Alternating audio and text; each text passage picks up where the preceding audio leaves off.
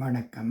இப்பதிவினை முதற் தடவை பார்ப்பவர்கள் அல்லது ஏற்கனவே பார்க்கத் தவறியவர்கள் சப்ஸ்கிரைப் பண்ணி பார்க்கும்படி தயவுடன் கேட்டுக்கொள்ளுகிறேன்.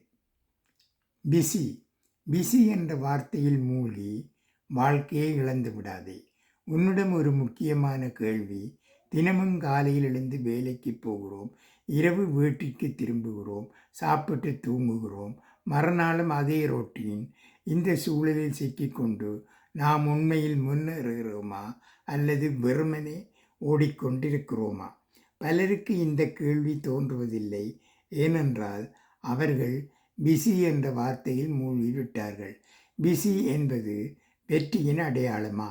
நம் சமூகத்தில் ஒரு தவறான நம்பிக்கை வேறு ஒன்று இருக்கிறது. எவன் அதிகமாக கஷ்டப்படுகிறானோ அவன்தான் உழைப்பாளி, அவன்தான் வெற்றி பெறுவான். ஆனால் உண்மை என்னவென்றால், கஷ்டப்படுவது மட்டும் போதாது, சரியான திசையில் கஷ்டப்படுவதுதான் வெற்றி. தவறான வழியில் வேகமாக ஓடினால் தவறான இடத்தில் வேகமாக சேருவோம். எத்தனை பேர் 10, 15, 20 வருடமாக உழைத்தும் வாழ்க்கையில் எந்த மாற்றமும் இல்லாமல் தவிக்கிறார்கள். காரணம் ஒன்றே ஒன்றுதான், மேம்படுவதற்கு நேரம் ஒதுக்கவில்லை. நாம் செய்யும் பெரிய தவறுகள். ஒன்று, முயற்சியை மட்டும் நம்புகிறோம், திறனை வளர்க்க மறக்கிறோம்.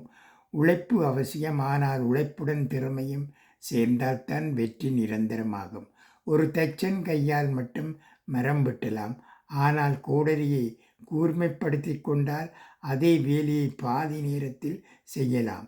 உன் திறனே உன் கோடரி, அதை தினமும் கூர்மைப்படுத்து.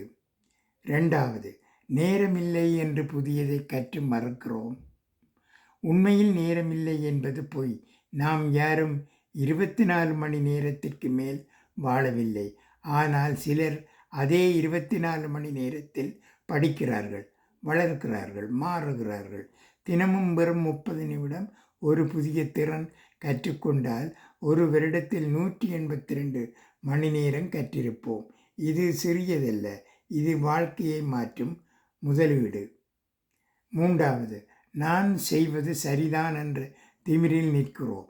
இன்றைய உலகில் தினமும் மாறுகிறது. நேற்று சரியாக இருந்தது, இன்று பழமையாகி விடுகிறது.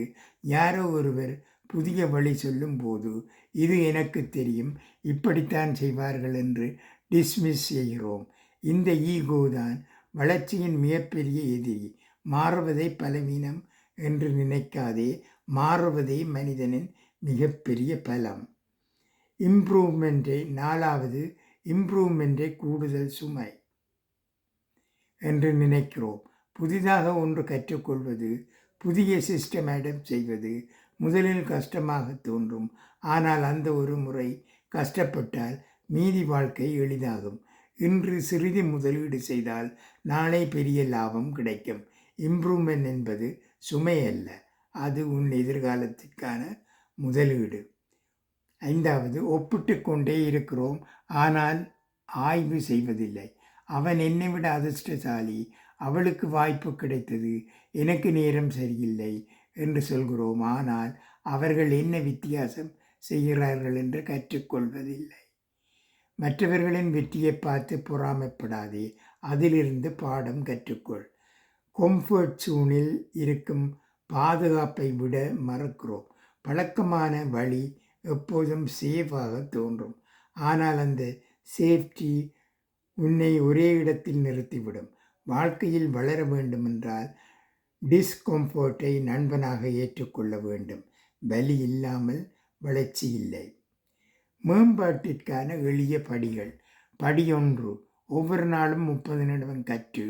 புத்தகம், பாட்காஸ்ட், யூடியூப், எதுவானாலும் சரி, தினமும் உன் மனதிற்கு புதிய உணவு கொடு. படி 2, உன் பலவீனங்களை எழுது. எங்கே தடுமாறுகிறாய் என்று தெரிந்தால்தான் அதை சரி செய்ய முடியும். தன்னை அறிவதே முதல் படி. படி 3, சிறந்தவர்களை கவனி, கேள்வி கேள், உன்னை விட சிறந்தவர்களிடம் பேசு, அவர்களின் பழக்கங்களை, சிந்தனை முறைகளை கற்றுக்கொள். படி 4, ஒரு நாளில் சிறிய மாற்றம் செய். பெரிய மாற்றம் ஒரே நாளில் நடக்காது, ஆனால் தினமும் 1% மேம்பட்டால் ஒரு வருடத்தில் 37 மடங்கு சிறந்தவனாக இருப்பாய். படி 5. இன்று நான் என்ன புதிதாக கற்றேன் என்று தினமும் கேள். இந்த ஒரு கேள்வி உன் மனதை எப்போதும் கற்கும் நிலையில் வைக்கும். வள்ளுவர் சொன்னார், கற்க கசிடற கற்றவை கற்றபின் நிற்க அதற்கு தக. கற்பதை மட்டும் கற்காதே, கற்றதை வாழ்க்கையில் நிறுத்து. அப்போதுதான் கல்வி பயனுள்ளதாகும். இன்றே தீர்மானி. உன் வாழ்க்கை உன் கையில் இருக்கிறது. பிஸி என்று சொல்லி வாய்ப்புகளை தள்ளி வைக்காதே. நாளை என்று காத்திருக்காதே. இன்று, இப்போதே ஒரு சிறிய மாற்றத்தை தொடங்கு. அந்த ஒரு முடிவுதான் உன் வாழ்க்கையின் திருப்பு முனையாக அமையும். உன் வாழ்க்கையின் எந்த ஒரு பழக்கத்தை மாற்றிக்கொண்டாலும் பெரிய மாற்றம் வந்தது. இதனை நீ அறிவாயாக. நன்றி, வணக்கம்.